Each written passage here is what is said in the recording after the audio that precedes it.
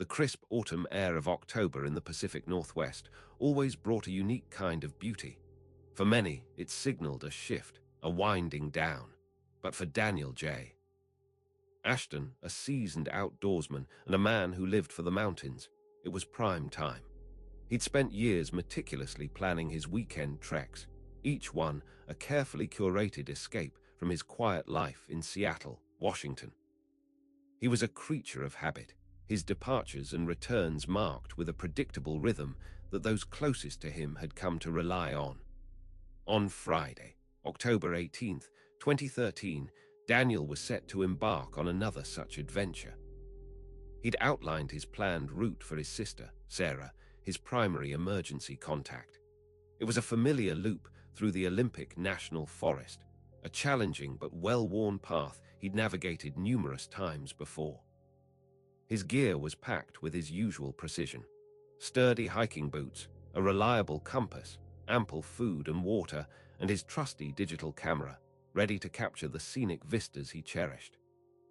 He left his rented apartment in the Queen Anne neighborhood of Seattle early Friday morning, the city still stirring from its slumber.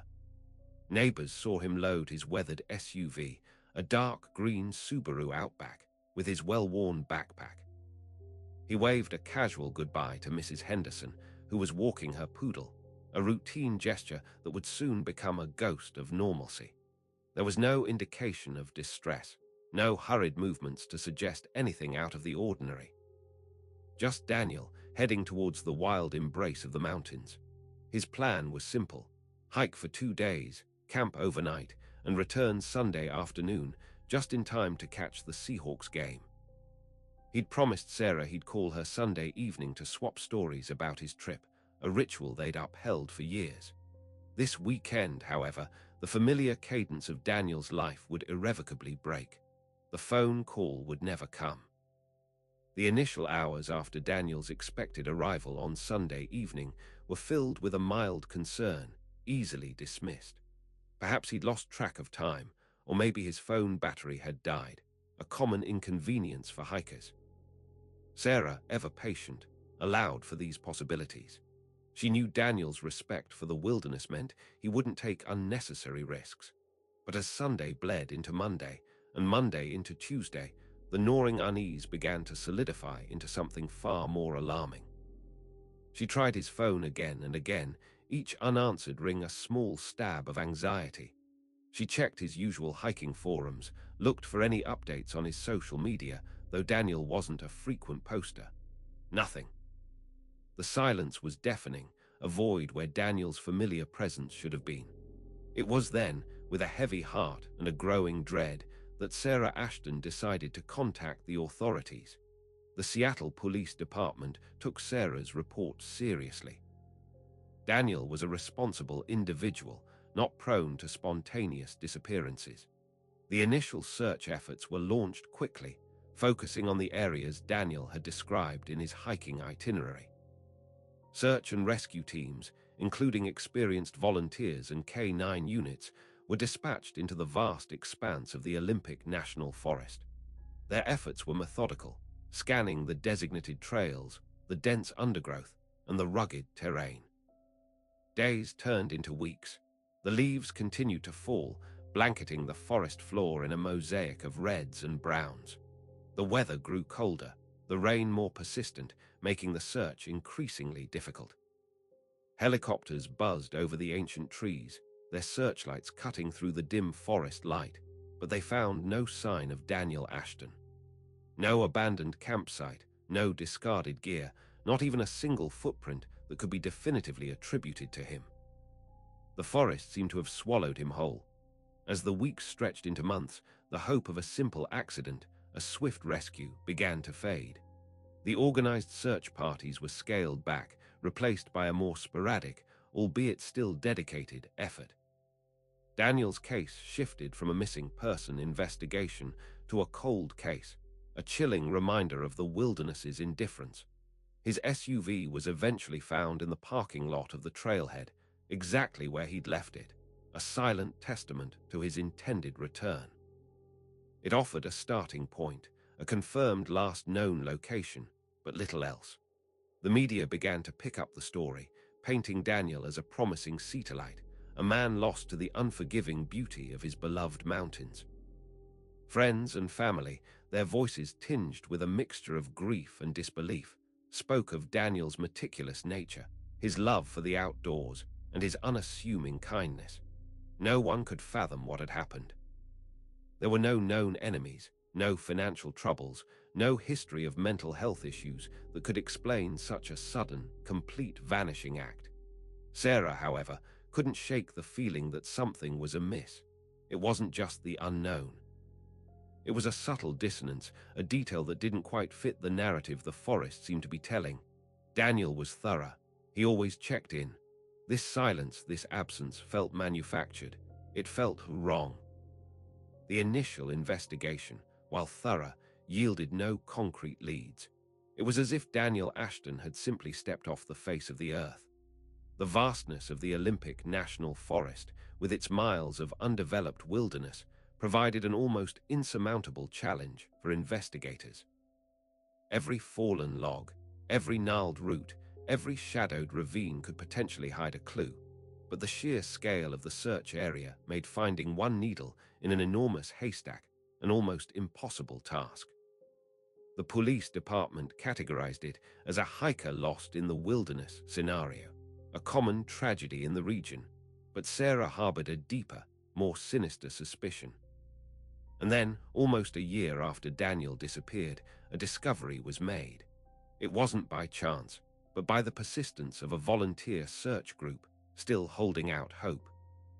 Deep within a remote section of the forest, far off any marked trails, a glint of metal caught the eye of one of the searchers. Partially buried in the damp earth, snagged on a fallen branch, was Daniel's backpack. The relief that surged through Sarah and the investigators was palpable, quickly followed by a renewed tension. This was it. The answer, or at least the beginning of one. Inside the weathered canvas bag, however, the contents were a stark reminder of Daniel's fate, and the carefully arranged order of his life seemed to have been disrupted.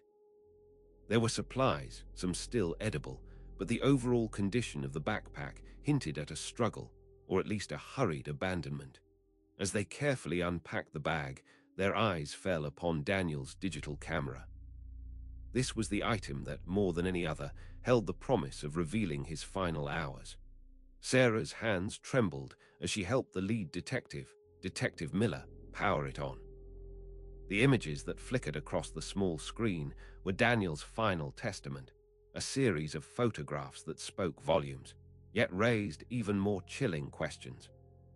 The first few photos showed the familiar, breathtaking landscapes Daniel loved: towering Douglas firs, mist-shrouded mountain peaks, and the vibrant tapestry of autumn foliage. These were the shots anyone would expect from Daniel. But as they scrolled further, the tone of the images shifted. The light seemed harsher, the surroundings less serene. There were close-ups of disturbed earth, of broken branches that looked unnaturally snapped, and then the photograph that sent a shiver down Detective Miller's spine. It was a blurry shot, taken in haste or perhaps from a precarious angle, but clearly visible was a portion of a human limb, clad in dark fabric, lying unnaturally still against the forest floor. It was a disturbing sight, a stark contrast to the beauty Daniel had set out to capture. The implication was immediate and terrifying. Daniel had found something, or someone, or something had found him.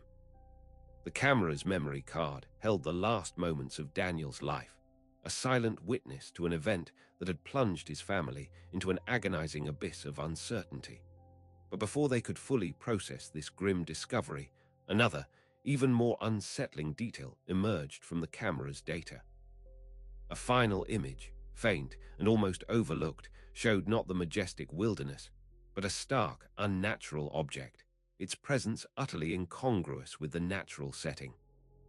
This object, out of place and strangely menacing, hinted at a narrative far removed from a simple hiking accident. And real quick before we move to Chapter 2, make sure to subscribe and hit the notification bell for more stories just like this. Now let's get started, The discovery of Daniel Ashton's backpack, nearly a year after his disappearance, sent a jolt of renewed urgency through the investigation. The camera, containing what were likely his final images, was the most significant piece of evidence recovered to date. Detective Emily Carter, a sharp and tenacious investigator with a keen eye for detail, was assigned the case. She meticulously reviewed the photos, her brow furrowed with concentration. The initial images were of Daniel's intended journey, the serene beauty of the Olympic National Forest, a place he clearly loved. But as she scrolled deeper, the unsettling shift in the photographs became apparent. The candid shots of nature gave way to closer, more frantic images of the forest floor. There were pictures of torn foliage, of dirt that appeared freshly disturbed, and then the photograph that stopped Detective Carter in her tracks. It was a partial view of a limb, dressed in dark, rough fabric, lying unnaturally still on the mossy ground. "This isn't just a lost hiker," she murmured to herself, the sterile air of the evidence room suddenly feeling heavy. The implications were chilling. Had Daniel stumbled upon a crime scene, or had he become a victim himself, his camera capturing his final moments? The scene suggested a struggle, a hurried, possibly panicked, attempt to document whatever he had encountered. The sheer terror that must have gripped Daniel as he took these photos was almost palpable. This wasn't the serene wilderness he sought. It was hostile, dangerous territory. The limb, though partially obscured, was enough to make the investigators' blood run cold. It was clearly human, and its stillness spoke of finality. The context of Daniel's disappearance became immediately more sinister. He wasn't just lost. He had likely encountered foul play. The forest, once a sanctuary, was now a crime scene of unimaginable proportions. The sheer scope of the Olympic National Forest, with its dense canopy and rugged terrain, meant that locating the exact spot from these fragmented images would be an immense challenge. Detective Carter focused on the background details in the photographs, searching for any recognizable landmarks, any unique geological formations, or even specific types of flora that could pinpoint the location. The images were from Daniel's camera, and while he was an experienced hiker, his photographic style was more artistic than documentary. This lack of precise detail made the task significantly more difficult. The camera itself, a standard consumer model, offered no GPS data on its own. As the forensic team worked to enhance the image of the limb, hoping to glean more information about the clothing or any identifying marks, another piece of evidence from Daniel's backpack began to draw attention. Tucked away in a side pocket, almost an afterthought, was a small, tarnished silver locket. It wasn't the kind of jewelry Daniel would wear, and its presence within his personal effects was unusual. Detective Carter carefully opened the locket. Inside, she found two miniature, faded photographs. One was of a young woman, her smile radiant and her eyes full of life. The other depicted a small child, a boy with a mischievous grin. Sarah was called in to identify the individuals. She recognized the woman instantly. "That's my mother," she confirmed, her voice catching. "And the boy, that's Daniel, when he was very young." They were inseparable. This find added a new layer of complexity to the case. Why was this deeply personal locket, containing images of his mother and his younger self, in his backpack? Had he been carrying it for a specific reason? Was it a sentimental journey, a way to connect with his past before his ill-fated hike? Or did it hold a more significant clue, something connected to the events he had encountered? The presence of the locket, packed with his hiking gear, seemed to suggest a personal motive or a premonition before his trip. It was a departure from Daniel's usual pragmatic packing list. Sarah recalled Daniel being very close to his mother, who had passed away several years prior to his disappearance. He often spoke of her with deep affection. However, he rarely spoke of his childhood, and the locket itself was something Sarah had never seen him with before. Detective Carter started digging into Daniel's family history, specifically his relationship with his mother when he was a child. What were their lives like then? Were there any unresolved issues or significant events that might shed light on the locket's presence and by extension, Daniel's state of mind. This personal artifact, so different from the survival gear surrounding it, suggested that Daniel's final hike might have been more than just a routine excursion. It might have been a journey with a deeper, perhaps even desperate, purpose. The questions began to pile up. Was the limb in the photo related to the mysterious locket? Was Daniel trying to find something or someone connected to his past? The discovery of the locket, with its intimate family portraits, felt like a piece of a puzzle that didn't immediately fit with the grim discovery of the limb. It was a signal, a faint whisper from the past, that hinted at a story far more complex than a simple wilderness accident. The serene beauty of the Olympic National Forest now seemed to be guarding a dark secret, and the camera's images, coupled with the locket, were the first hesitant pronouncements of its truth. But the true significance of this personal, almost spectral, item remained elusive, a tantalizing mystery that Daniel had taken with him into the unforgiving wilderness. The fragmented limb in the photograph was clearly a source of immediate dread, pointing towards potential violence. However, the locket presented a different kind of riddle, one steeped in personal history and perhaps regret. Detective Carter felt a growing sense that these two discoveries, seemingly disparate, were somehow intrinsically linked.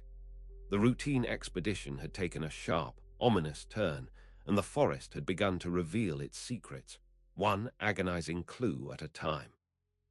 The discovery of the locket introduced an emotional layer to the investigation, hinting that Daniel's disappearance might be rooted in something deeply personal, a journey into his own past as much as into the physical wilderness. The image of the limb was stark and undeniable evidence of a potential crime, but the locket, with its echoes of Daniel's childhood and his relationship with his mother, introduced an entirely new dimension. It suggested a motive or a pilgrimage that investigators had not previously considered. This personal artifact, so out of place amongst the survival gear, hinted that Daniel might have been seeking something more than just solitude or scenic views. He might have been searching for answers, for closure, or perhaps even for redemption, all hidden within the vast, silent woods. The tension in the investigation office was palpable. The media was starting to buzz with the break in the case, eager for any scrap of information that would paint a clearer picture of Daniel's fate. Detective Carter, however, knew that the real work was just beginning. The limb in the photograph was a physical threat, a clear sign of danger. But the locket, with its faded images, represented a psychological mystery, a journey into the heart of Daniel's own life. The connection between the two was still unknown, but Carter was determined to find it, believing it held the key to understanding not only how Daniel vanished, but why. The forest guarded its secrets, but Daniel's camera and his retrieved backpack were slowly beginning to unlock its grim narrative, revealing a personal drama unfolding against a backdrop of natural beauty and unseen peril. Detective Emily Carter found herself increasingly drawn to the silent narrative unfolding within Daniel Ashton's backpack. The images on the camera were disturbing evidence of a violent encounter, but the locket was a profound anomaly. Why would a man embarking on a routine solo hike carry a locket with pictures of his deceased mother and his younger self? It seemed to weigh on him, a tangible piece of his past that he felt compelled to bring into the wilderness. This detail gnawed at Carter. It spoke of unfinished business, of a deep-seated, perhaps subconscious, need for reconciliation with his own history. She delved deeper into Daniel's life, interviewing his closest friends and colleagues. The interviews painted a consistent picture of a quiet, reliable, and somewhat solitary individual. He was an accountant by profession, known for his meticulous nature and his reserved demeanor. He had no known enemies and lived a relatively uncomplicated life. However, Sarah, his sister, mentioned a subtle change in Daniel's behavior in the months leading up to his disappearance. He became more distant, Sarah recalled, her voice somber. He'd always loved his hikes, but lately it felt different. He seemed preoccupied, almost haunted.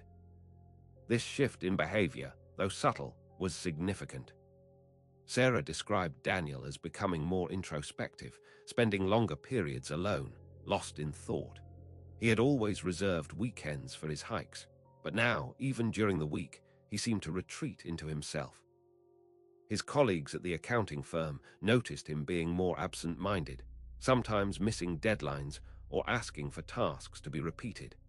His boss, Mr. Henderson, initially attributed it to stress, but even he admitted that Daniel's usual sharp focus seemed to have dulled. Detective Carter cross-referenced Sarah's observations with the timeline of Daniel's life.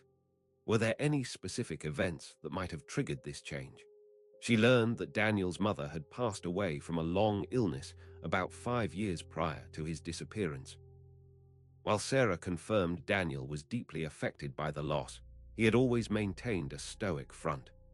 This recent change, however, suggested the grief might have resurfaced, or perhaps unresolved issues from his childhood, symbolized by the locket, were beginning to surface. The investigators decided to revisit the friends Daniel had, though his circle was admittedly small. Among them was David Chen, a former college roommate and one of Daniel's longest-standing friends. David described Daniel as being increasingly restless in the period before he went missing. He'd call me at odd hours, just to talk about anything and everything, David recounted. He seemed anxious, like he was trying to find something he'd lost. He'd often talk about the past, about things that happened when we were kids. It was unusual for Daniel. He was never one for nostalgia. David also mentioned a specific incident, a few weeks before Daniel's disappearance. Daniel had become unusually animated, almost agitated, during a phone conversation. He was speaking about a specific childhood memory, a summer trip he'd taken with his mother to the coast. He spoke of a promise he'd made and of a feeling of deep regret surrounding it. David couldn't recall the exact details of the promise, as Daniel had been vague, but the intensity of his emotion was unmistakable. This recollection from David sent a ripple of intrigue through the investigation. A promise, regret. These were powerful emotional drivers, far removed from the typical reasons for a solo hike. Detective Carter saw a potential link between Daniel's changed behavior, the locket found in his backpack, and the unsettling photographs. Was Daniel's hike not about escaping from something, but about seeking something? Was he on a clandestine mission to fulfill a long-forgotten promise? However, Daniel wasn't the only one exhibiting peculiar behavior. Sarah, Daniel's sister, also reported an unsettling encounter with a distant relative, an aunt named Martha, who lived in a small town about 3 hours south of Seattle. Martha was a recluse, rarely in contact with the rest of the family. When Sarah had called her to inform her about Daniel's disappearance, Martha's reaction was not one of expected concern or sadness. Instead, Martha had become oddly defensive, almost dismissive. She barely acknowledged Daniel was missing, Sarah told Detective Carter, her voice laced with confusion and a hint of suspicion. When I mentioned the search efforts, she just put me on hold for ages. Then she came back, and her tone changed entirely. She said, "Sometimes it's better to leave things buried, Sarah. Some doors are best left closed." It was chilling. I tried to ask her what she meant, but she just hung up. It's not like Martha to be so cryptic or so unfeeling. Martha's reaction was more than just peculiar. It was an outright red flag. Her words, "better to leave things buried," echoed the sentiment of secrets and hidden truths.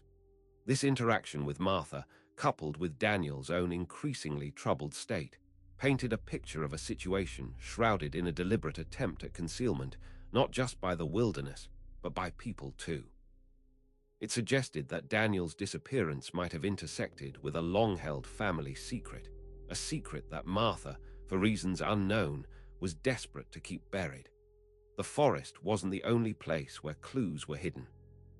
They were also lurking within the hushed conversations and veiled warnings of family. Detective Carter felt a growing certainty that Daniel's hike was intrinsically tied to his past.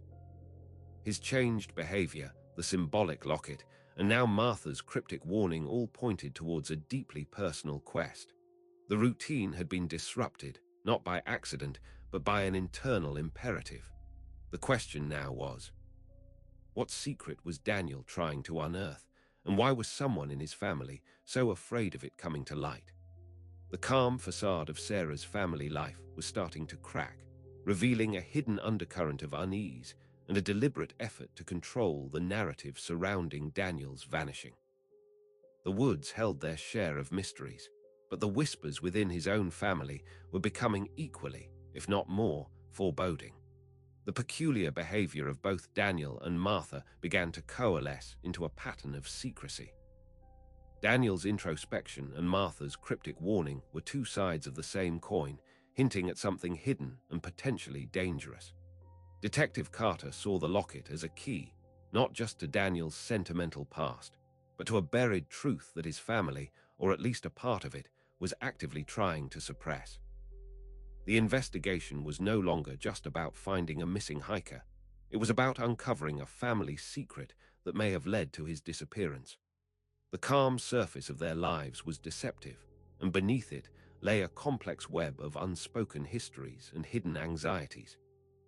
The cryptic messages from Martha were particularly troubling for Sarah. Her aunt, who had always been an outsider, was now an active participant in the mystery, albeit through her evasiveness.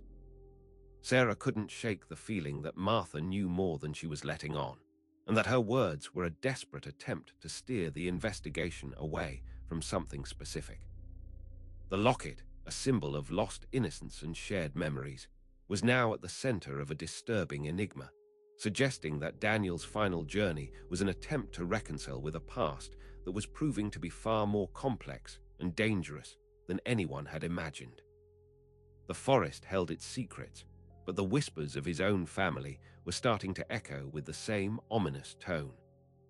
Detective Emily Carter was increasingly convinced that Daniel Ashton's disappearance was far more than a tragic accident in the wilderness. The unsettling photographs of the disturbed forest floor and the dislodged limb, coupled with the presence of the personal locket, painted a picture of a deliberate quest, possibly intertwined with a dark secret. Daniel's recent behavioral changes, his increased introspection, and his cryptic conversations about the past were all pieces of a puzzle that hinted at a deeper, more personal motive behind his final hike. The whispers that had emerged from his sister Sarah's conversations with their distant Aunt Martha, Martha's unsettling warning to leave things buried, only intensified this conviction. Sarah herself was struggling to reconcile her brother's meticulous nature with his sudden vanishing. She replayed every conversation, every interaction, searching for any overlooked detail. It was during one of these late-night replays, wrestling with the memory of Daniel's behavior, that a specific incident from a few months prior finally clicked into place. Daniel had been visiting Sarah's home in Seattle, and they had been going through some old family boxes stored in the attic, a typical winter cleanout. Amidst the dusty photo albums and childhood mementos, Daniel had come across a small, weathered wooden box. Sarah remembered Daniel's reaction clearly.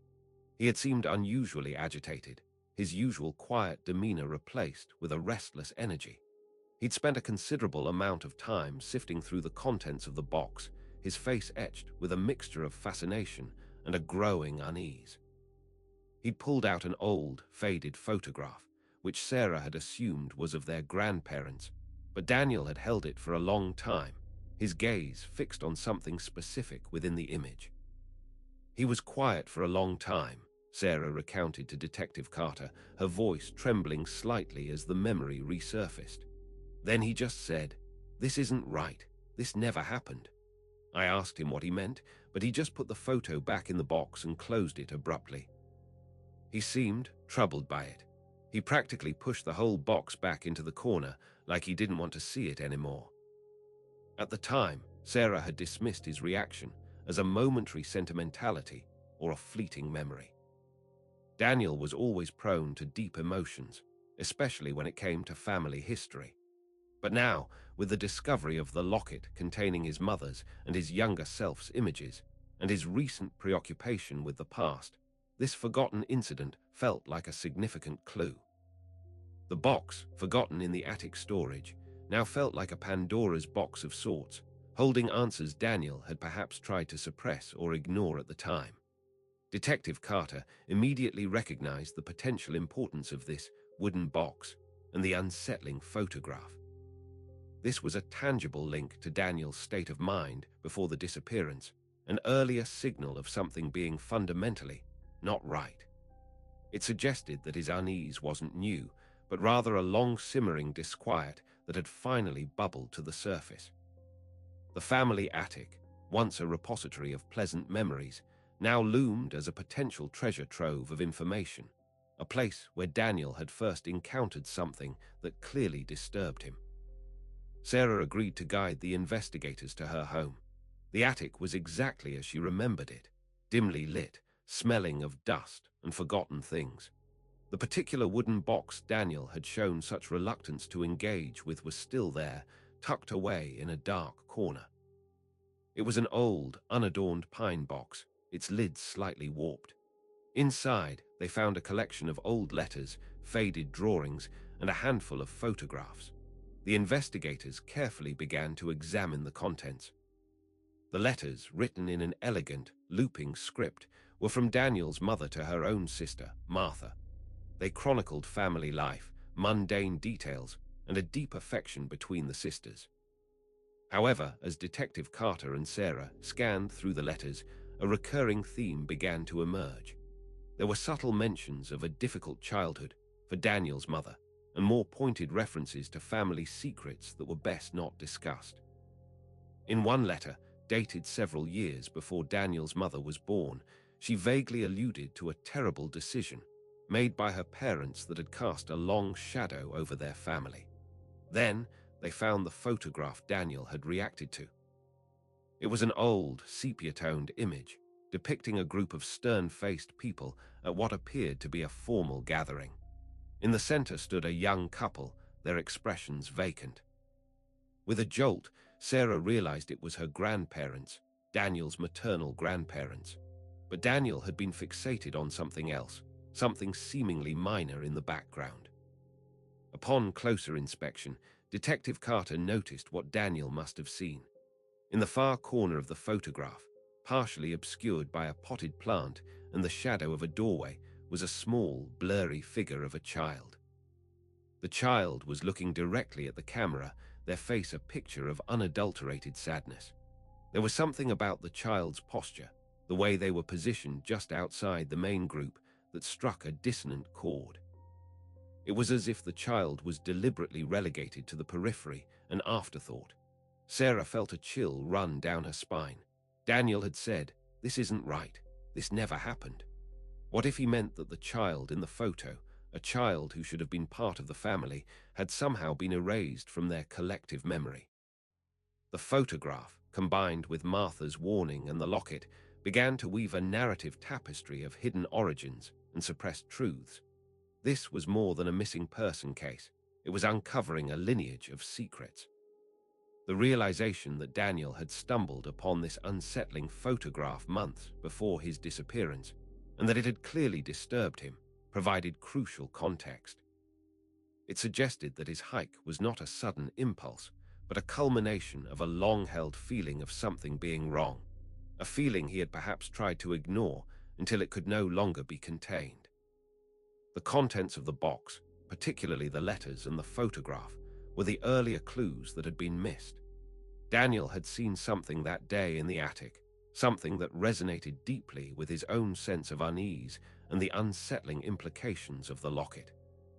This discovery amplified the urgency to understand what that child in the photograph represented, and why Daniel felt such a strong sense of betrayal or erasure surrounding it. The weight of this discovery settled heavily on Detective Carter. Daniel wasn't just searching for himself, he was searching for a forgotten part of his family's history. The unsettling photograph and the letters from his mother painted a picture of a past marred by secrets, and Daniel's reaction confirmed that he sensed it. Martha's warning now took on added significance, suggesting she was privy to these buried truths and was actively working to keep them hidden. The woods, it seemed, were not the only repository of Daniel's final journey. The dusty attic had held a critical preview. The discovery in the attic provided a crucial missing piece.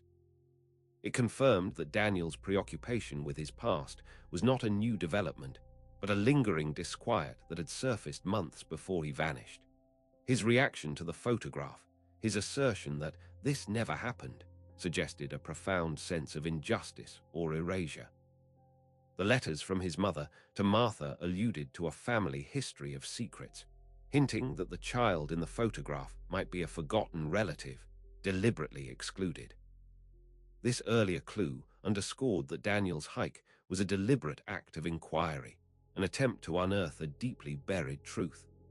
Detective Carter now understood that Daniel's disappearance was likely a consequence of his investigation into his own family's hidden past, a past meticulously veiled by time and perhaps by active deception. The locket, the photograph, Martha's cryptic words, and Daniel's agitated state were all threads leading to a complex and possibly dangerous reveal.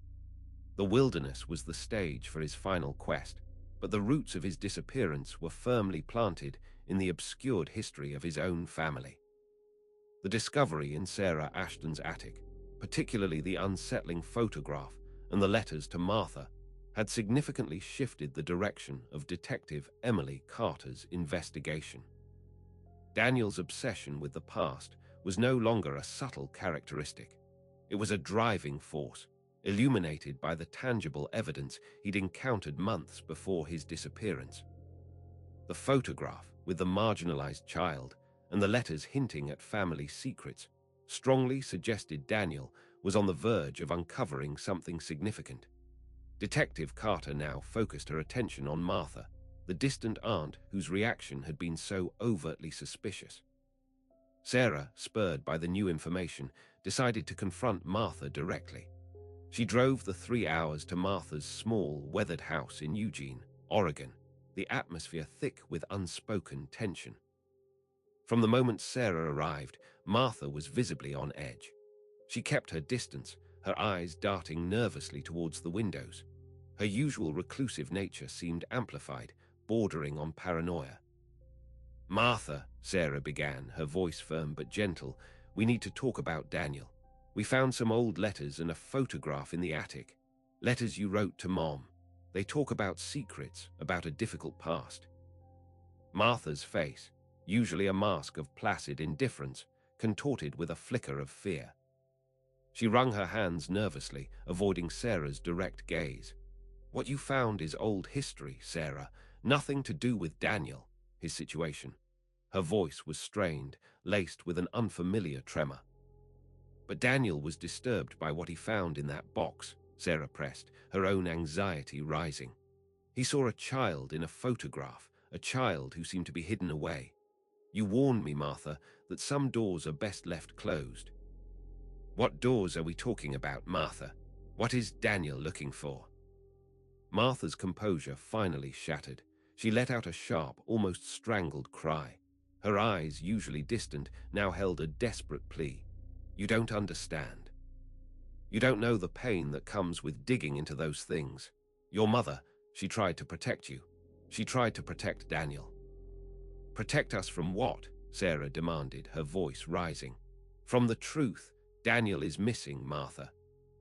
We need answers. We need to know what you know." Martha suddenly turned away, walking rapidly towards a large, ornate grandfather clock that stood silently in the hallway. She stood before it, her back to Sarah, her shoulders shaking. Then, in a voice barely above a whisper, choked with emotion, she spoke. "He was never meant to know. He was never meant to find out about him." The cryptic exclamation, "him," sent a fresh wave of dread through Sarah. Who was this him? What had Daniel uncovered that had caused such a visceral reaction from Martha? The mention of Daniel's mother's efforts to protect them only deepened the mystery. It suggested a deliberate act of concealment, a decision made long ago to shield the siblings from a harsh reality. "Who, Martha?" "Who are you talking about?" Sarah implored, taking a step closer. Martha finally turned, tears streaming down her face, her eyes wide with a terror Sarah had never witnessed before. "He was sent away," Martha choked out, her voice ragged. "Years ago, a mistake, a terrible, terrible mistake. And your mother, she never wanted anyone to remember." Her outburst was sudden, overwhelming. Martha had clearly crossed a line, revealing a sliver of truth so potent that it seemed to destabilize her completely. Her reaction wasn't just that of an aged relative sharing a painful memory. It was the extreme reaction of someone guarding a well-kept secret, a secret that Daniel's investigation had threatened to expose. Sarah stood there, stunned by the raw emotion and the fragmented confession. The encounter with Martha had been a confrontation, a moment where the carefully constructed walls of silence had begun to crumble, resulting in a violent, emotional eruption that confirmed Detective Carter's suspicions. A hidden narrative was indeed at play, and Daniel's disappearance was inextricably linked to it. Detective Carter, receiving Sarah's update, felt a surge of cold certainty. Martha's extreme emotional response was not denial. It was a desperate attempt to contain a truth that was spilling out. The mention of someone being sent away, a mistake, and Daniel's mother's desire for him never to know suggested a deeply buried family secret, possibly an out-of-wedlock child or a child given up for adoption, someone who was deliberately excluded from the family narrative. Daniel, with his discovery of the photograph and the locket, was inadvertently unearthing this hidden past. The phrase, "terrible decision," and Martha's distress indicated that the act of sending this person away was not a casual or benign event, but something weighted with regret and perhaps shame. The fact that Daniel's mother had actively worked to keep this a secret suggested a desire to protect her children from the implications of this past event. However, Daniel's recent discoveries and his changed behavior indicated he was no longer content with the unknown. His hike into the wilderness was likely an extension of his attempts to find answers, an attempt to piece together his own identity and family history. The confrontation with Martha had, in essence, confirmed that Daniel was on the right track and that the secret he was pursuing was significant enough to cause profound distress and fear in his closest living relatives. The lines had been crossed, and Martha's overreaction served as a stark, if unintentional, confirmation that a powerful truth lay hidden behind a wall of silence. The intensity of Martha's reaction was a powerful indicator. It wasn't just a matter of sensitivity, it was a visceral fear of exposure.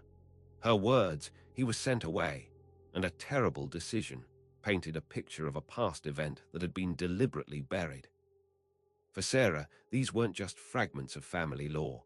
They were potential clues to her brother's fate.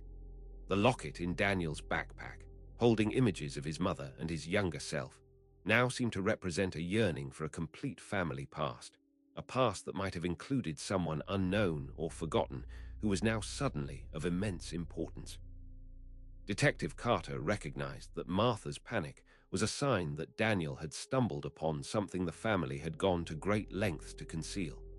The secrets Martha was so desperately trying to keep buried were now directly linked to Daniel's disappearance. His quest for the truth, ignited by the photograph and amplified by the locket, had led him directly to a buried family enigma, and Martha's terrified outburst was a clear signal that this enigma was far from benign. The discovery of the limb on the camera, combined with Martha's confession of a hidden him, created a chilling hypothesis. Daniel had found evidence of this person, and that discovery had led to his demise. Martha's tearful confession, however fragmented, sent seismic waves through Sarah Ashton's understanding of her family and her brother's disappearance. The words, "sent away," "a mistake," and "never meant to know," echoed in her mind, a chilling counterpoint to the quiet grief she had been carrying. This wasn't just about a lost hiker. It was about a hidden history, a past deliberately buried, and a present that was spiraling into darkness. The emotional fallout from Martha's outburst was immediate and profound, not just for Sarah, but for the entire investigation.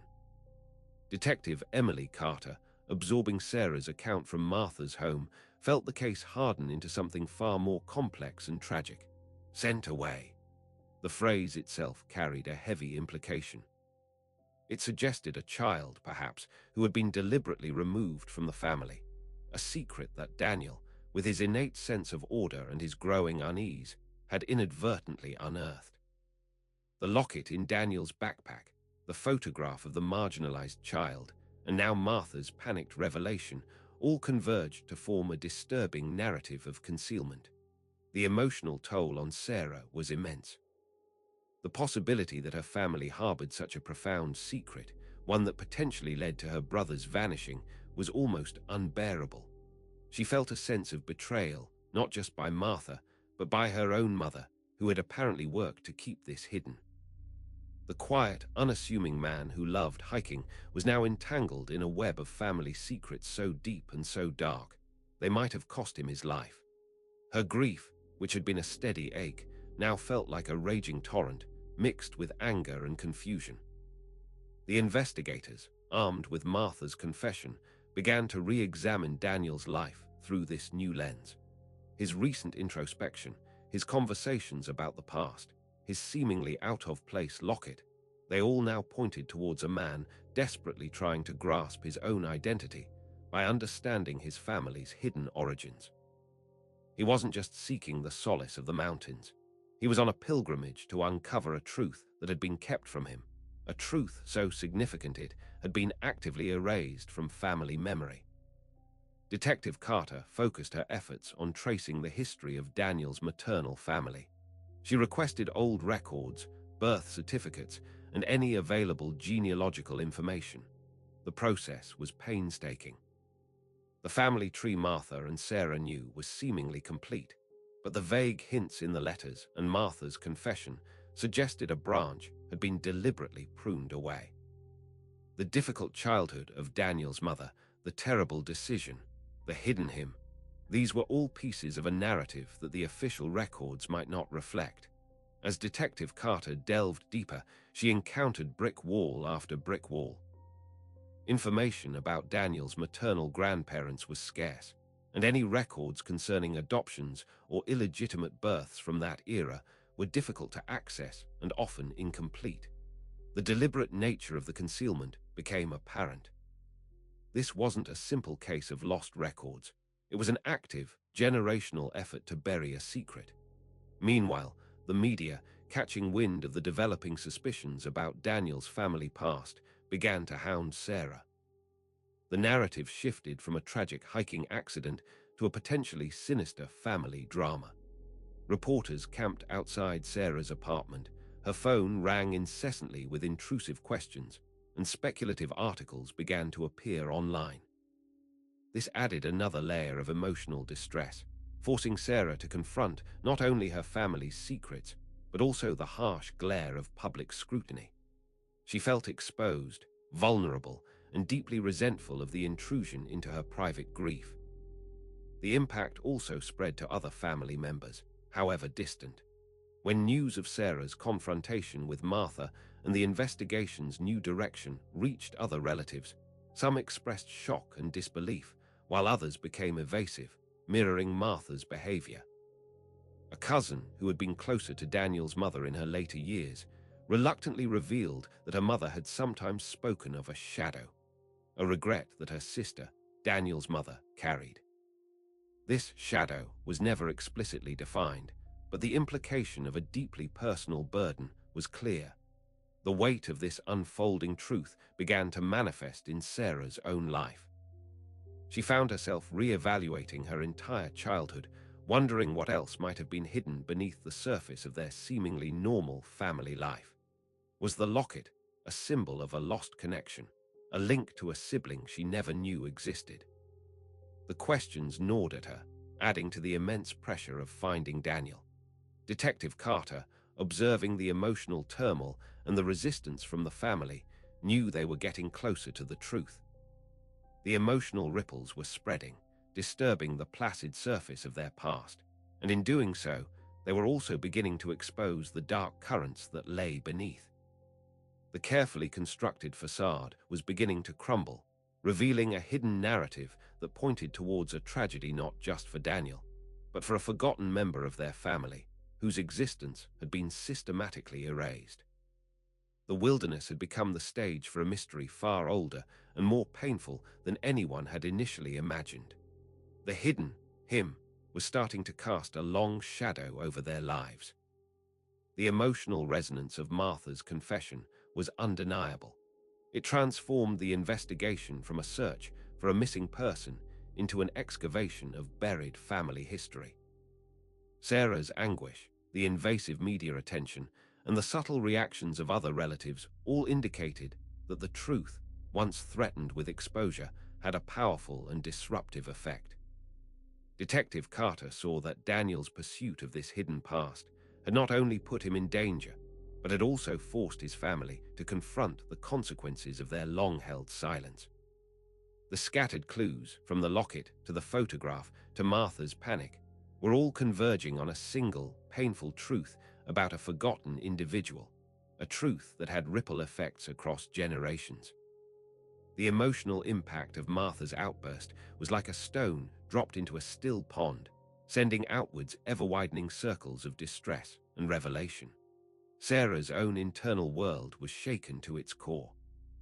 The brother she knew was gone, and in his place, the investigation was uncovering a history steeped in secrecy and potential tragedy. Detective Carter understood that this emotional upheaval was a critical phase, as it was forcing previously unspoken truths into the light, and these truths were directly connected to Daniel's fate. The quiet accountant's routine hike had unexpectedly reopened old wounds, and the pain was now spreading, touching everyone connected to the Ashton family. Detective Emily Carter was meticulously piecing together the fragments of Daniel Ashton's life, guided by the unsettling clues and the emotional tremors that were rippling through his family. Martha's cryptic admission of a hidden child, a mistake, sent away, had been a pivotal moment. It confirmed that Daniel's investigation into his family lineage was the driving force behind his final, ill-fated hike. The locket, the photograph, and the letters were no longer just curiosities, but critical pieces of a puzzle about a forgotten, perhaps ostracized, family member. Sarah Ashton, fueled by Martha's confession and her own deep-seated concern for Daniel, became an active participant in the genealogical search. She and Detective Carter worked together, poring over old town hall records, dusty archives in the county courthouse, and even old family Bibles. The process was arduous, fraught with dead ends and frustrating silences. The more they dug, the more they understood the sheer effort that had gone into concealing this particular truth. Then, a breakthrough. Within a brittle, leather-bound volume at the local historical society in Eugene, where Martha lived, they found an unusual entry. It was a birth record from 1955, listing Daniel's maternal grandparents as parents, but with a name that Sarah and Detective Carter had never encountered before. Arthur, the birth was recorded, but there was no mention of a mother's name. More disturbingly, there was a subsequent entry, dated just a few months later, stating Arthur had been placed with foster family due to parental incapacity. The language was sterile, bureaucratic, and chillingly vague, a stark contrast to the emotional turmoil suggested by Martha's confession. Detective Carter requested further records related to any Arthur born to Daniel's maternal grandparents.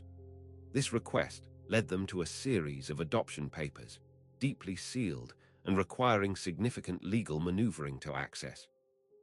When they finally did, the truth, stark and painful, began to surface. Arthur was indeed the son of Daniel's maternal grandparents. He had been born out of wedlock at a time when such circumstances carried immense social stigma. The parental incapacity was a euphemism for unwanted illegitimacy. The adoption papers revealed that Arthur had been placed with a loving, albeit modest, adoptive family in a small town in rural Oregon. He had lived a simple life, unaware of his biological origins for many years. The papers also detailed how Daniel's mother, aware of her younger brother's existence, had maintained a secret correspondence with him for years, sending him money and small gifts, a fact she had kept hidden from her own husband and children. This explained the difficult childhood and the shadow her own daughter had spoken of. Sarah felt a wave of conflicting emotions. Her grandfather had another son, a son who was Daniel's uncle, a man they had never known existed. This explained the locket, the photograph of the marginalized child, Daniel's recent preoccupation with the past, and Martha's terror. Arthur was the him. The terrible decision was to give him up. The protection Daniel's mother offered was secrecy. Detective Carter, reviewing the adoption finalization documents, noticed a peculiar detail. Arthur's adoptive parents had signed their names directly next to a statement confirming they understood the circumstances of the child's placement and agreed to maintain discretion. The legal jargon was meant to ensure the adoptive parents wouldn't reveal the biological family's identity, but it also highlighted the deliberate nature of the severance. Furthermore, the investigators discovered a small, faded newspaper clipping tucked within Arthur's adoption file. It was a brief article from a local Oregon newspaper, dated a few years after Arthur's birth, describing a tragic incident. A young boy, fitting Arthur's age and the description of his biological parentage, had died under mysterious circumstances. The official cause was listed as an accident, but the article hinted at unanswered questions and a swift, almost premature, closure of the case. The revelation was overwhelming. Daniel hadn't just discovered he had an unknown uncle. He had likely uncovered evidence that this uncle's life had ended tragically and that his passing had been deliberately obscured. This explained the "this never happened" comment Daniel had made in the attic. The child in the photograph wasn't merely marginalized, he was erased. The locket represented a connection to this forgotten, lost branch of their family. Daniel's hike into the wilderness could have been an attempt to find Arthur, perhaps to connect with him, or perhaps to understand the circumstances of his short life and tragic death. The significance of the camera's final, unsettling photograph, the one they had initially overlooked, now became glaringly apparent. It wasn't just a blurred image of a limb.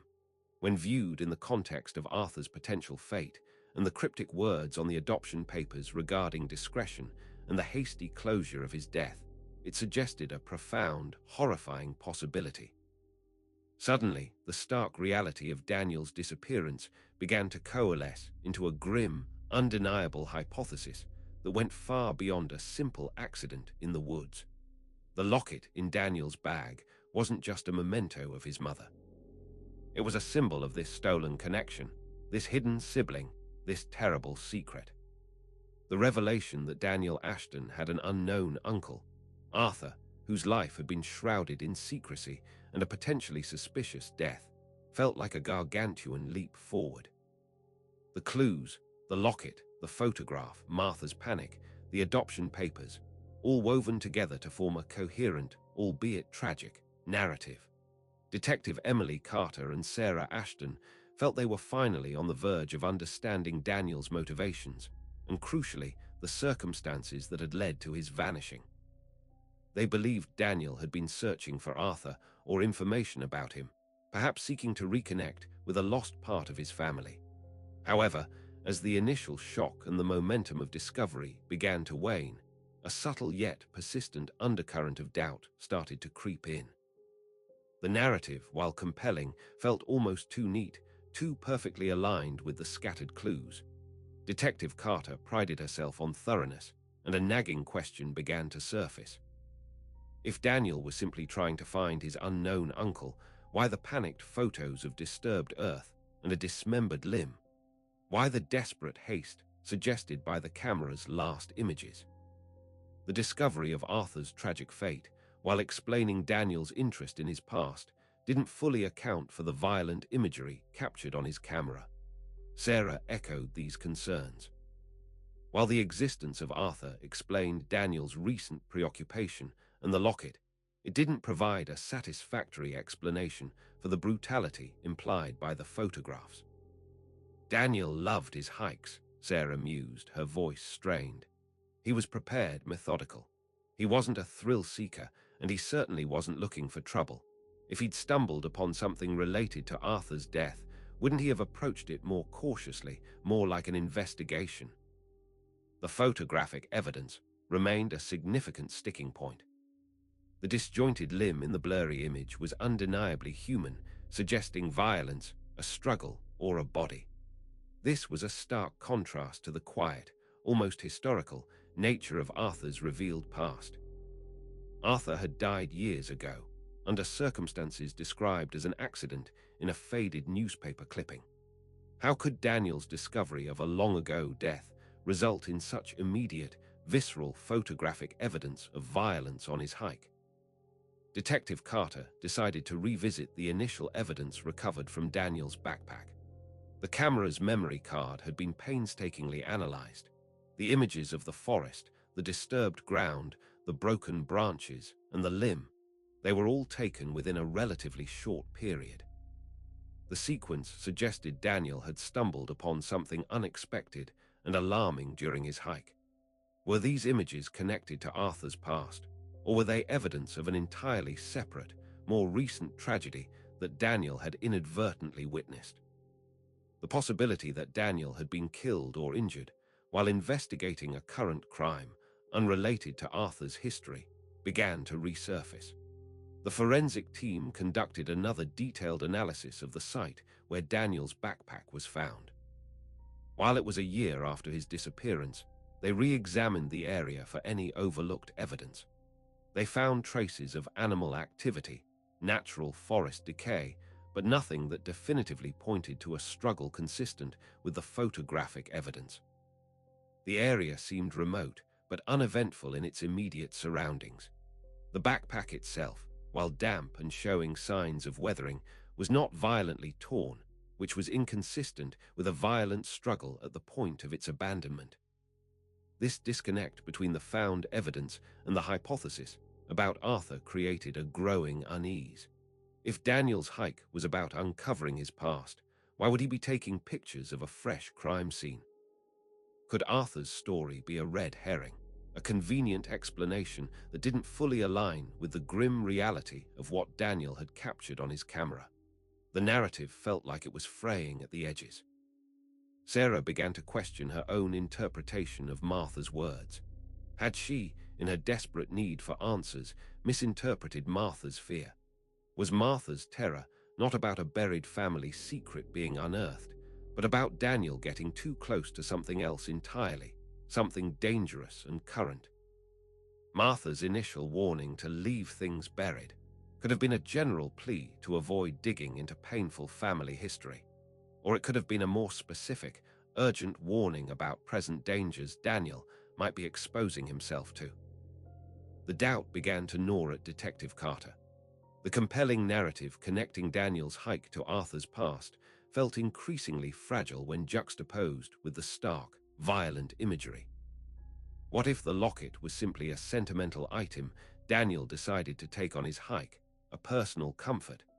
What if his preoccupation with the past was a general introspection, common for someone nearing middle age and not tied to a specific discovered secret? This doubt was a dangerous territory for an investigator. It meant questioning the very foundation of their current theory, potentially scattering their efforts and allowing the real truth to slip away. The case, which had seemed to be moving towards a resolution, now felt like it was unraveling, leaving them adrift in a sea of unanswered questions. The perfect narrative had a flaw, and that flaw was beginning to loom larger than anything else. Detective Emily Carter felt the weight of uncertainty pressing down. The compelling narrative of Daniel Ashton investigating his family's hidden past, connected to his unknown Uncle Arthur, seemed to be fracturing under the stark reality of the photographic evidence. The violent imagery, the dislodged limb, simply didn't fit with the story of a man uncovering old historical secrets. The more they tried to force the pieces together, the more the discrepancies became apparent. The neat explanation of Arthur's story was becoming a source of doubt. Sarah Ashton was experiencing a similar disquiet. The narrative had provided some comfort, a sense of understanding Daniel's final, desperate quest. But the stark horror of his last photographs remained an unaddressed, terrifying anomaly. She found herself revisiting memories of Daniel, not just his recent behavior, but earlier times, searching for any clue that might bridge the gap between his quiet life and the grim evidence. It was during one such extended reflection, looking through old photo albums, that Sarah stumbled upon a set of pictures from a family camping trip when she and Daniel were children, perhaps around 10 and 12 years old. The trip had taken place in the Cascade Mountains of Washington, not far from Seattle, a region Daniel had always loved. She remembered the trip fondly, a time of carefree innocence. As she flipped through the faded prints, a particular photograph caught her eye. It was a candid shot of Daniel, younger and with fewer lines etched on his face, peering intently into the dense undergrowth near their campsite. He was holding a small, battered magnifying glass, his brow furrowed in concentration. Behind him, out of focus, was the shadowy edge of a forest, the trees tall and imposing. What was striking, however, was not Daniel's youthful inquisitiveness, but something he was pointing at. Sarah leaned closer, her heart beginning to pound with a sudden, uncanny recognition. Daniel was pointing at a cluster of rocks, and nestled between them, barely visible, was a small, dark object. It looked like a piece of fabric, or perhaps old leather. It was too indistinct in the faded photograph to be certain, but the intensity of Daniel's focus, the characteristic way he would investigate anything that piqued his interest, was unmistakable. The memory that flooded back was almost like a forgotten dream. Daniel had been fascinated by something he'd found on that trip, something he couldn't quite identify. He'd spent a considerable amount of time examining it, muttering about finding something important. At the time, Sarah had dismissed it as childish enthusiasm. He often made discoveries in the woods, whether it was an unusual bird's nest or an interesting rock formation. But now, in the context of his disappearance and the fragmented images from his final hike, this childhood memory took on a chilling new significance. Could that small, dark object in the photograph be a precursor to the larger, more horrifying discovery he made nearly 3 decades later? What if Daniel had a long-standing, almost subconscious fascination with the darker side of the wilderness, with uncovering hidden things, with stumbling upon the remnants of the past? This flashback provided a crucial piece of context. It wasn't just about his recent investigation into Arthur. It was about Daniel's innate curiosity and his almost instinctive drive to investigate anomalies in his environment. This characteristic, present from his youth, suggested that his discovery on his final hike wasn't necessarily an isolated incident tied to Arthur's story, but rather the culmination of a lifelong pattern. He was, by nature, an investigator of the unexplained. Detective Carter listened intently as Sarah described the childhood photograph. It resonated with her own observations of Daniel's meticulous nature. The youthful Daniel, peering through his magnifying glass at a small, obscured object, was a mirror image of the man who had likely taken those last, frantic photos on his final hike. This was not about Arthur's past. It was about Daniel's present discovery. The violent implications of the photographs were no longer a misfit. They were a direct manifestation of Daniel's investigative nature, colliding with something deeply disturbing in the present. The flashback reframed everything. The focus shifted from uncovering a long-buried family secret to understanding what Daniel had actively encountered on his final hike. The terrible decision and Martha's warnings might still be relevant to the broader family narrative, but they were now secondary to the immediate, terrifying circumstances Daniel had documented. The earlier clue wasn't about Arthur. It was about Daniel's inherent drive to uncover hidden truths, a drive that had apparently led him directly into danger. The woods, it seemed, held not only the secrets of the past, but also the grim realities of the present, and Daniel, with his lifelong fascination for the overlooked and the hidden, had stumbled directly into one of them. This deeper understanding of Daniel's personality, his lifelong inclination to investigate the unusual, cast a new light on his final, terrifying moments. The photograph from his childhood, taken over 30 years ago, revealed a pattern of behavior that had likely persisted throughout his life. It suggested that Daniel's final hike wasn't a random tragedy, but a direct consequence of his inherent nature. He was not just an accountant who enjoyed the outdoors. He was a man driven by a profound curiosity, a man compelled to uncover what lay hidden. This innate drive, once a source of innocent discovery, had now, it seemed, led him to a place of unimaginable peril, where the obscured object of his childhood had perhaps evolved into something far more sinister and deadly decades later. Detective Emily Carter felt a palpable shift in the investigation. The flashback to Daniel's childhood, that photograph of him intently examining something hidden in the undergrowth, had unlocked a crucial understanding of his character. It wasn't just about his recent discovery of Arthur. It was about Daniel's lifelong, almost innate, drive to uncover the hidden and the unexplained. This understanding significantly altered the focus. His final hike was no longer solely about digging into family history. It was about a present-day discovery that had triggered this deep-seated investigative instinct. The violent imagery on Daniel's camera, the dislodged limb, was the most terrifying clue. It indicated that Daniel hadn't just found historical documents or a forgotten relative story. He had stumbled upon something immediate, something requiring urgent documentation and clearly dangerous. The focus now turned back to the last known movements of Daniel and the specific location that might hold these answers.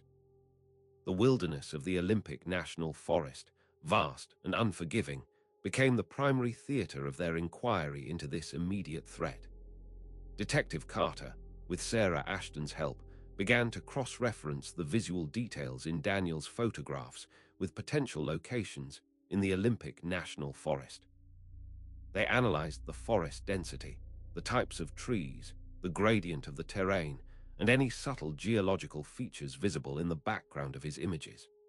The task was immensely difficult given the limited resolution and the chaotic nature of the shots, but they were searching for a needle in a haystack, a place where Daniel had encountered something that contradicted the expected serenity of his surroundings. Their efforts led them to a remote, less trafficked section of the park, an area known for its rugged terrain and dense wilderness. It wasn't a place Daniel had typically frequented for his weekend hikes, which made his presence there all the more significant and concerning. This deviation from his routine suggested a specific, compelling reason for him to venture into this less familiar territory. Sarah recalled something Daniel had mentioned in passing a few months before he disappeared. He had talked about exploring a new, more challenging route, seeking a different kind of solitude, away from the popular trails. At the time, she hadn't paid much attention, assuming it was just his usual adventurous spirit. Now, that seemingly innocuous comment took on a grim significance. He had actively sought out a more secluded area, an area that might have been deliberately chosen for its isolation, or a place where something could be more easily concealed. This region of the Olympic National Forest was known for its challenging trails and its proximity to some more isolated rural communities. While the official investigation had focused on Daniel being lost, the new evidence pointed towards a possible confrontation. If Daniel had witnessed something or discovered something disturbing, it was highly probable that the perpetrators would be local or at least familiar with the area, and potentially would have taken measures to ensure their actions remained hidden. Detective Carter decided a direct confrontation with Martha was necessary. Martha's earlier panicked reaction, coupled with Daniel's subsequent documented discovery, suggested she might be aware of more than just historical family secrets. Her warnings could have been about a present danger Daniel was unknowingly walking into. Sarah and Detective Carter drove back to Martha's home in Eugene. This time, the approach was different. There was no room for gentle probing. Detective Carter, with Sarah by her side for emotional support and as a witness, confronted Martha with the full weight of the evidence. "Martha," Detective Carter began, her voice firm and unwavering. "We know about Arthur. We know Daniel was investigating your family's past. But that's not why Daniel is missing. His camera shows us he found something else, something violent and immediate in the Olympic National Forest. He documented it. And we believe you know about it." Martha visibly recoiled, her face paling. She clutched her hands together, her knuckles white. The earlier fear seemed to have transformed into a grim resignation, a sense of inevitable exposure. "Daniel, he always wanted to know things," Martha whispered, her voice raspy. "He never let things go. Your mother, she taught him well in that regard." "He found something, Martha," Detective Carter reiterated, her gaze locked on Martha's. "Something that someone didn't want to find. We're talking about a dismembered limb in his photographs. Who is it, Martha? Who did Daniel see, or what did he find that led to this?" The silence stretched, heavy with unspoken truths. Martha's eyes darted around the room as if seeking an escape, a word, a sign that might deflect. Then she slowly sank into a chair, her body trembling. It wasn't supposed to happen," Martha stammered, her voice barely audible. "Daniel wasn't supposed to be there. He wasn't supposed to see. It was about the land, always about the land." She paused, taking a shaky breath. "There are people who don't want anyone going into certain parts of the forest. They protect their interests. Daniel, he stumbled into their operation." The revelation hung in the air, a chilling confirmation of a more sinister plot. Daniel hadn't been investigating a historical crime. He had stumbled upon a present-day criminal enterprise operating in the remote wilderness. His camera had captured evidence of their brutal methods, and someone had ensured he couldn't reveal it. The confrontation had forced a truth into the open that was far more dangerous than any family secret. The woods, it seemed, were not just a sanctuary for Daniel, but a hunting ground. Detective Emily Carter's confrontation with Martha Ashton had ripped open a new, terrifying dimension to Daniel's disappearance. Martha's confession, though delivered with extreme reluctance and under duress, confirmed a grim reality. Daniel hadn't just gotten lost. He had stumbled upon an active, criminal operation in the remote corners of the Olympic National Forest, an operation that employed brutal methods to protect its interests. The dislodged limb on his camera was no longer a cryptic clue to a historical wrong, but the horrifying evidence of a present-day crime. The immediate aftermath of Martha's revelation was a whirlwind of activity for the investigation team. Detective Carter, armed with Martha's vague but potent information, began to coordinate with local law enforcement agencies in the rural areas surrounding the Olympic National Forest. They were looking for any signs of unusual activity, any whispers of illegal operations, or any reports of missing persons that might align with Daniel's disappearance and the violent imagery. Sarah, meanwhile, was reeling from the confrontation with Martha and the horrific implications of Daniel's final moments. The cozy image of her brother enjoying nature had been irrevocably replaced by the stark reality of him witnessing a violent crime. The emotional impact was devastating. The gnawing grief for her lost brother was now compounded by a searing anger towards the individuals responsible and a profound sorrow for Daniel's terrifying end. However, not everyone in the wider Ashton family reacted to this developing truth with the same level of distress or cooperation as Sarah. When Sarah tentatively relayed the information about Martha's confession and the possibility of a criminal enterprise in the forest, the reactions were varied and at times unsettling. One distant cousin, a man named Robert who had always been somewhat estranged from the immediate family, reacted with outright disbelief, bordering on anger. "This is nonsense," Robert declared vehemently when Sarah spoke to him over the phone. "Daniel was an accountant, not some detective. He probably just got lost, fell off a cliff. This talk of criminals and hidden operations is just a way to make yourselves feel better for not finding him sooner. You're chasing ghosts." Robert's dismissiveness was sharp and unyielding. He seemed almost resistant to the idea that Daniel's disappearance could be connected to anything other than a simple accident. This reaction, so contrary to Sarah's own growing certainty, was deeply disturbing. Was it genuine skepticism, or was it a deliberate attempt to shut down the investigation, perhaps mirroring Martha's earlier desire to leave things buried? Another relative, an aunt who lived closer to the Olympic Peninsula, reacted with a chilling passivity. When Sarah explained Martha's confession, the aunt simply sighed and said, "Well, these things happen. The wilderness is dangerous. Some people just don't come back. It's sad, of course, but what can you do? It's best not to stir up trouble." Her lack of emotional engagement, her pragmatic acceptance of Daniel's likely demise without a deeper inquiry, felt like a subtle form of complicity, an unwillingness to confront uncomfortable truths that might disrupt the status quo. Detective Carter noted this divided reception within the extended family. While Sarah was fully invested and visibly distraught, there were others who actively resisted the notion of foul play or something more sinister than an accident.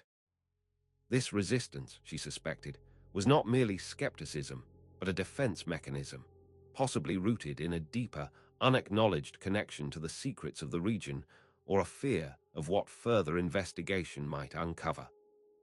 The investigation team received a tip from a source within a local county sheriff's department, hinting at an ongoing, clandestine investigation into illegal logging and poaching operations in the very region Daniel's photographs suggested. The tip was discreet, coming from an officer who had grown weary of the unexplained disappearances and the persistent rumors of criminal activity that went largely unaddressed due to lack of concrete evidence. This anonymous tipster mentioned that this particular area was notorious for its remoteness and the evasiveness of those involved. This corroboration, however vague, fueled Detective Carter's resolve.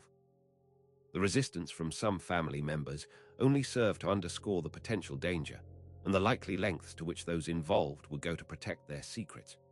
It suggested that Daniel, in his pursuit of truth, had stepped on toes that were not only powerful but also deeply entrenched, and that his family's varied reactions hinted at a broader network of silence and perhaps even fear surrounding the remote wilderness. The truth was demanding to be heard, but some were determined to keep it locked away, even from themselves. The revelation that Daniel Ashton had likely been a victim of a criminal enterprise operating in the remote Olympic National Forest had a profound and devastating impact, not just on the immediate investigation, but on the emotional landscape of everyone connected to Daniel. The hope of finding him alive, however faint, was replaced by the grim certainty of his tragic end, and the nature of his demise was far more violent and chilling than anyone had imagined. The fallout from this realization was immense, tearing through the fabric of the Ashton family and those close to them. Sarah Ashton bore the brunt of this emotional storm. The initial grief over Daniel's disappearance had been a sharp, agonizing pain.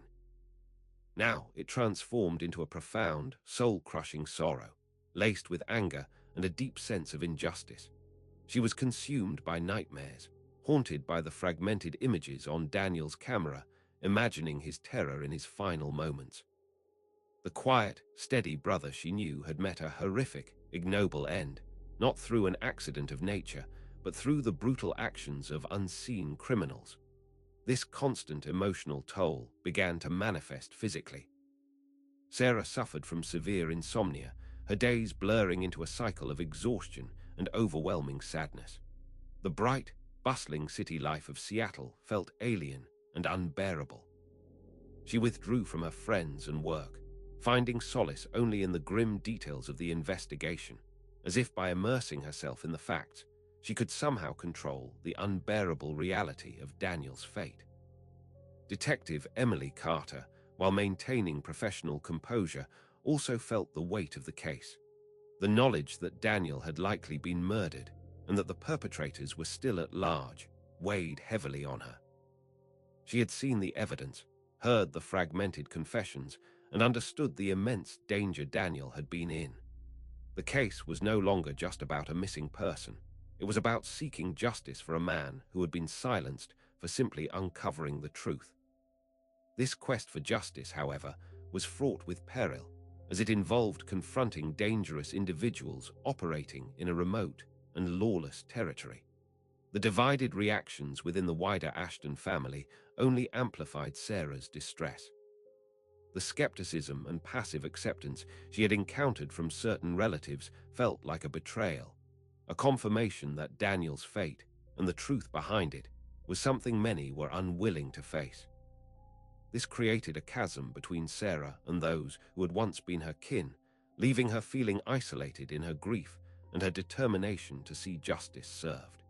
She felt a deep loneliness, realizing that the family narrative was now irrevocably scarred by this hidden darkness. Sarah's mental health began to deteriorate. She sought professional help, talking through her trauma with a therapist. The sessions were grueling, forcing her to confront the magnitude of her loss and the horrific circumstances surrounding it.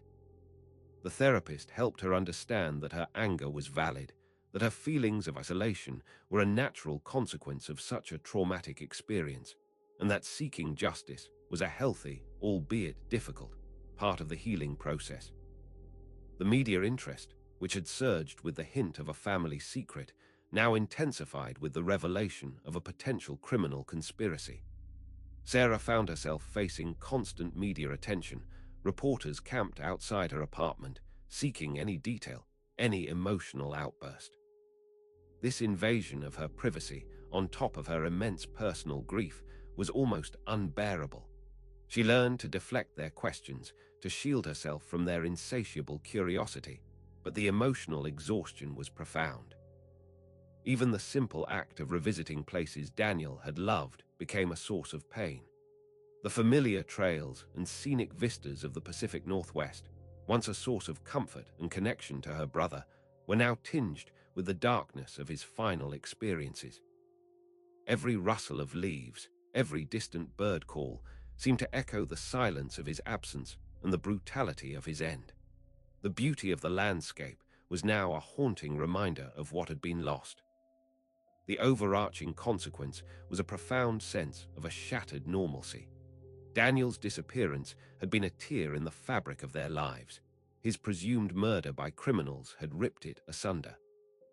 The emotional fallout was not a single event, but a continuous, arduous process of grieving, anger, and a desperate, ongoing struggle for justice. The investigation continued, but the emotional cost for Sarah and those truly invested was immeasurable, leaving scars that would take a lifetime, if ever, to fully heal. Detective Emily Carter understood the emotional devastation Daniel Ashton's presumed murder had wrought. The case had shifted from a missing person inquiry to a high-stakes criminal investigation, and the emotional weight on Sarah Ashton was immense. However, as the investigation into the criminal operation in the Olympic National Forest gained momentum, a peculiar detail, initially overlooked, began to resurface. It stemmed from the very beginning of their search, a seemingly innocuous piece of information that, in hindsight, held profound significance.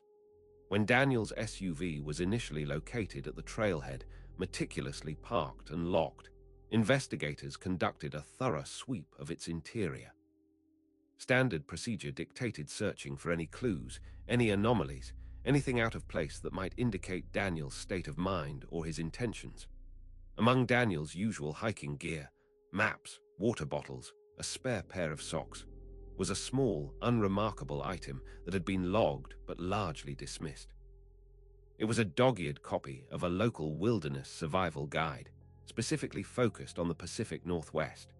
Within its pages, tucked near a chapter on emergency shelter construction, was a single, folded piece of paper.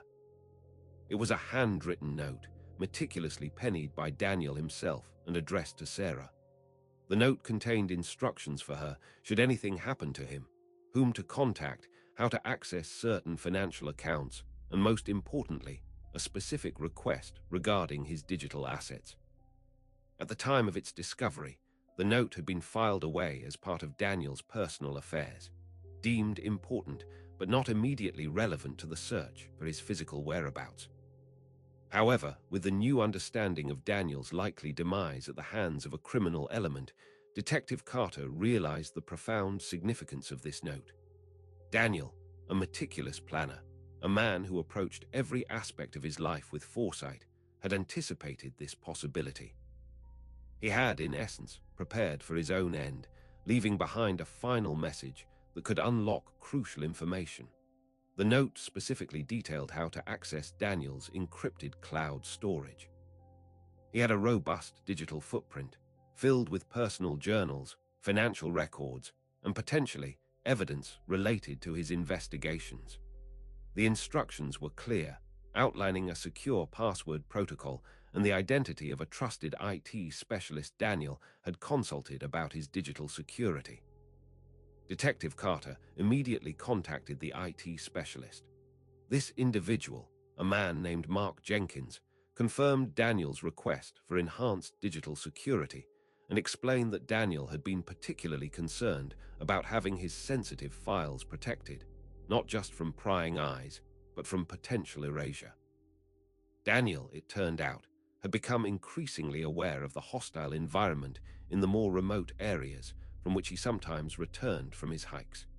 He had confided in Jenkins that he felt he was sometimes on the verge of uncovering something significant, something that could be dangerous. Jenkins, following Daniel's encrypted instructions, was able to access a secured partition on Daniel's main computer. This partition, heavily protected and separate from Daniel's usual files, contained a trove of meticulously organized data. It included detailed logs of Daniel's recent hikes, far more granular than his usual notes. These logs contained GPS coordinates, geological observations, and most importantly, photographic and video evidence that had not been found on the camera recovered from his backpack. This hidden cache of data was a game changer. It included clearer, more direct evidence of the criminal activity Daniel had witnessed. There were dated logs of his deliberate reconnaissance missions into the specific remote areas of the Olympic National Forest, areas he had noted for their unusual activity or suspicious signs. The data provided irrefutable proof of an illegal operation, complete with images and timestamps of logging, poaching, and the presence of armed individuals. The note, a small piece of paper tucked away in a survival guide, now represented Daniel's final act of investigative brilliance. It was a testament to his foresight and his determination to ensure that the truth, no matter what happened to him, would not be buried along with his body. This seemingly minor detail, easily overlooked in the initial chaos, had now provided the crucial evidence needed to bring Daniel's killers to justice and expose the criminal enterprise that had been operating with impunity for so long. A quiet act of preparation, made long before the danger materialized, had finally brought the truth to light. Detective Emily Carter and Sarah Ashton stood at the edge of a dense, imposing section of the Olympic National Forest. The air was thick with the scent of pine and damp earth, a familiar aroma that had once brought Daniel solace but now felt heavy with menace. The GPS coordinates from Daniel's hidden digital archive, compiled with meticulous detail, pointed to this specific, remote location. This was the epicenter of the criminal operation Daniel had uncovered, the place where his final, horrifying moments had likely unfolded. Armed with the detailed coordinates and forensic analysis of Daniel's recovered evidence, law enforcement agencies had meticulously planned this operation. It was a carefully orchestrated push into a territory known for its lawlessness and the evasiveness of its inhabitants. The stakes were incredibly high. They were not only seeking justice for Daniel, but also aiming to dismantle a significant criminal network.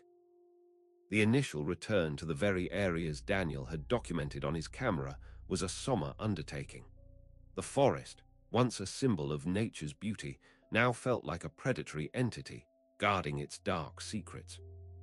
Sarah, despite the immense emotional strain, insisted on being present during the crucial phase of the renewed search. She felt a need to bear witness, to be there for Daniel in his final moments, even if it was through the actions of the investigators. As the teams moved deeper into the designated area, following Daniel's precise GPS tags, the landscape began to shift. The recognizable trails thinned out, and the undergrowth became denser, the terrain more rugged, just as Daniel's final images had suggested. Then they began to find unmistakable signs of human activity that were anything but recreational.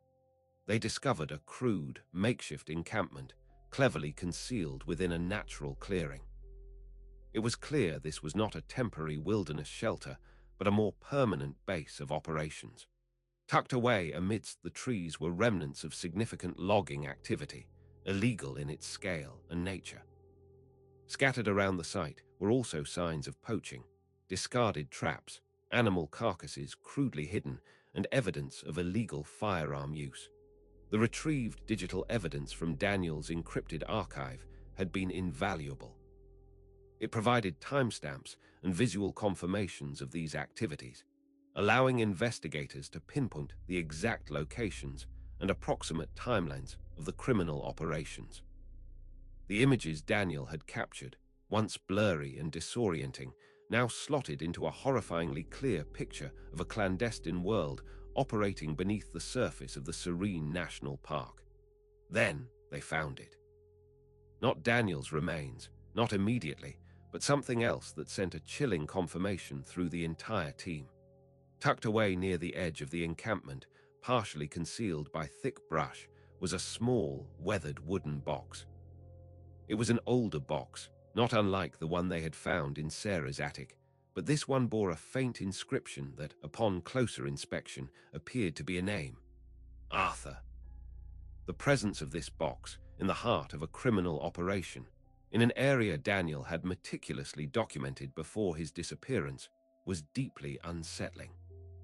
It was an echo of the past, a ghost from Daniel's initial investigation into his family history. Could Arthur's story, the story of a child sent away, have become intertwined with this criminal enterprise in some unknown way? Or was this merely a coincidental discovery, a relic from a time when this area might have held different secrets? Further searching of the encampment unearthed more disturbing evidence. Among the belongings of the individuals operating the illegal site, they found items that were chillingly familiar. A distinctive compass, similar to the one Daniel always carried. A worn hiking boot matching the brand Daniel favored.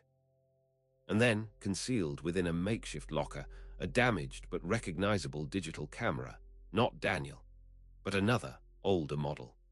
As they began to process the evidence from this site, including the second camera, Detective Carter and her team started to put together a more complete and even more terrifying picture. The return to the scene was not just about confirming Daniel's final location.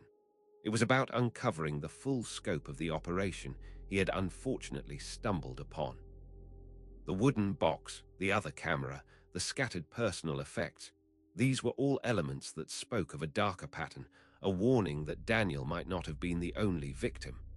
The chilling realization began to dawn. Daniel's quest to uncover a hidden past had led him to a present-day crime, and his fate might be part of a larger, more sinister cycle. The discovery of the second camera, along with other personal effects remarkably similar to Daniel Ashton's, at the remote criminal encampment in the Olympic National Forest, sent a chilling ripple of dread through Detective Emily Carter and her team. The presence of the wooden box inscribed with Arthur was a stark reminder of the family secrets that had initially drawn them into this investigation. But the more immediate evidence pointed overwhelmingly towards Daniel being a victim of a ruthless criminal operation. The pattern was beginning to emerge, a pattern of disappearances in these remote areas, a pattern that investigators were now tasked with unraveling. Detective Carter carefully handled the recovered second camera. Preliminary analysis revealed it was an older model, but the memory card was still viable. The images stored on it were grainy and often taken under difficult conditions, but they painted a disturbing picture. candid photographs of individuals believed to be involved in the illegal logging and poaching, images of vast areas of illegally logged timber, and chillingly, photographs of individuals dressed in hiking gear, their faces obscured or captured in motion. One particular set of images from the second camera caught Detective Carter's attention. They were taken from a distance, looking towards a dense thicket of trees. In the foreground, blurry but discernible, was a figure partially obscured by foliage. The figure appeared to be holding something, perhaps a camera or a phone, pointing it towards the thicket. The context of these images, combined with the location and Daniel's own documented presence there, created a terrifying hypothesis. Daniel's final hike wasn't an isolated incident. He may have been deliberately targeted after he had documented their activities. This second camera raised significant questions. Who did it belong to?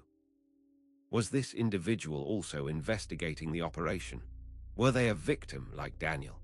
The scattered personal belongings in the encampment, the boot, the compass, suggested that this person or people had met a similar fate to Daniel. The implication was clear. These criminals were not just engaging in illegal activities.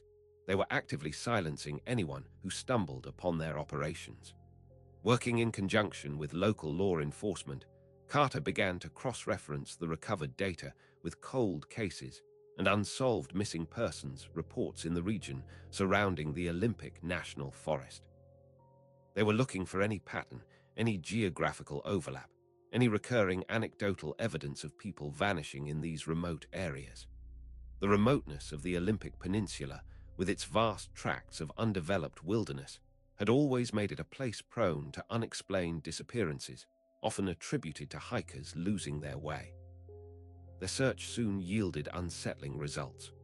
Over the past decade, there had been a statistically higher number of unsolved missing persons cases in the counties bordering the Olympic National Forest, particularly in areas known for their rugged terrain and proximity to remote logging roads and trails. These missing individuals came from various backgrounds, but many were known to be outdoors enthusiasts, hikers, or individuals who had expressed interest in exploring the less traveled parts of the forest. One case in particular stood out. A decade prior, a young documentary filmmaker named Ben Carter, no relation to Detective Carter, had disappeared while reportedly investigating environmental activist groups and potential illegal logging in a similar region of the Olympic National Forest. His disappearance had baffled authorities at the time, with his abandoned car found near a remote logging road, but no trace of Ben himself ever being recovered. His camera equipment was also never found, leading many to believe he had simply suffered a tragic accident. The parallels were striking. Outdoorsmen, investigating potentially sensitive environmental issues or illicit activities in the same general geographical area, vanishing without a trace. The recovery of Daniel's backpack and camera, and now the second camera at the criminal encampment, suggested these weren't just random accidents. They were the result of deliberate actions taken to silence those who discovered too much. This was not the story of one lost hiker. It was the disturbing narrative of a pattern of disappearances, orchestrated to protect a hidden, illegal enterprise. Detective Carter felt a grim resolve solidify within her. Daniel Ashton's death, while a tragedy, was now part of a larger, more sinister picture. His meticulous nature and his determination to document what he found had not only led to his own demise, but had also inadvertently shed light on a series of unsolved disappearances that had plagued the region for years. The woods had claimed more than one victim, and Daniel's final act of documentation had finally broken the silence, exposing the deadly pattern that lay hidden beneath the forest canopy. The wooden box with Arthur's name was still a mystery, but the immediate threat, the pattern of violence, was now starkly apparent. Detective Emily Carter stood in the sterile confines of the evidence room, the second camera's memory card resting in her gloved hand. The images from this recovered device, when correlated with Daniel Ashton's final photographs, and the data from his encrypted archive painted a chillingly complete picture. The pattern of disappearances in the Olympic National Forest was no longer a series of isolated tragedies, but a deliberate, brutal cleansing by a criminal enterprise that operated with impunity in the secluded wilderness. Daniel Ashton, the meticulous accountant with a passion for the outdoors, had become the catalyst for revealing this dark truth, but his journey, it seemed, had been part of a much older, more sinister loop. The second camera, belonging to Ben Carter, the documentarian who vanished a decade prior, had captured crucial evidence. His images, like Daniel's, showed signs of illegal logging and poaching operations, and most damningly, photographs of individuals involved in these activities. The recovered belongings at the encampment, resonating with Daniel's as well as Ben's, indicated that once these individuals uncovered the truth, they were silenced, their evidence disappearing with them, often attributed to unfortunate accidents or getting lost in the vast wilderness. The criminal network's methodology became terrifyingly clear. They operated in the remote wilderness, exploiting its isolation to conduct illegal activities. Anyone who stumbled upon their operation, whether by planned investigation or accidental discovery, was systematically eliminated, their evidence concealed, and their disappearances masked as unfortunate wilderness tragedies. Daniel's keen investigative nature, his foresight in encrypting his data, and his sister's persistent pursuit had finally broken this cycle of silence. With this concrete evidence, law enforcement agencies launched a coordinated operation, targeting key individuals identified from the recovered photographic and video evidence. The remote encampment, once a symbol of hidden criminality, became the scene of arrests and seizures. The operation was tense, as the individuals involved were known to be ruthless and potentially armed, deeply entrenched in their illegal operations. The fallout from the investigation and subsequent arrests was significant. Several individuals, previously unknown to law enforcement beyond vague rumors, were apprehended. Their interrogation revealed the brutal extent of their operations, confirming that Daniel Ashton and Ben Carter, among others, had been deliberately silenced. The motive was always the same: to protect their illicit enterprise and maintain their profitable control over the exploitation of the forest's resources. Sarah Ashton found a measure of closure, a grim solace in the knowledge that Daniel's disappearance was not in vain. Justice, though costly, was being served for him and for the other victims whose lives had been so brutally cut short. The uncovering of the criminal operation brought a somber sense of vindication, but it could never truly fill the void left by Daniel's absence. The emotional scars remained, a constant reminder of the darkness that lay beneath the surface of the world Daniel loved. The investigation also shed light on Arthur, the forgotten uncle. While his story of being given away and his potentially tragic death predated the criminal operation, the wooden box bearing his name, found at the encampment, remained a lingering enigma. It suggested a connection, however unclear, between the family's hidden past and the criminal present. Perhaps Arthur, or someone connected to his story, had once frequented these lands, or perhaps the criminals had stumbled upon his belongings and kept them as trophies or trophies of a different kind of conquest.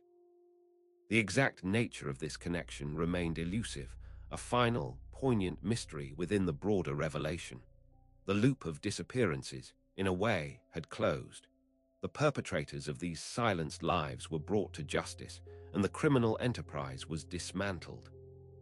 But the trail of loss, the emotional devastation, and the unanswered questions about Arthur's intertwined fate meant that the story of Daniel Ashton and those who vanished before him would likely never truly end for Sarah.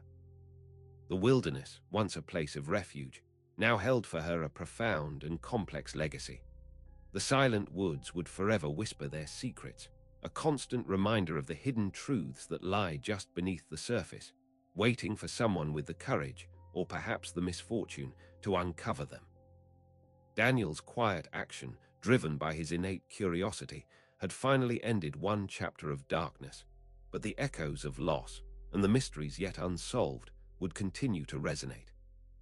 Make sure to subscribe and hit that notification bell so you never miss a new story from us. We'll see you in the next one.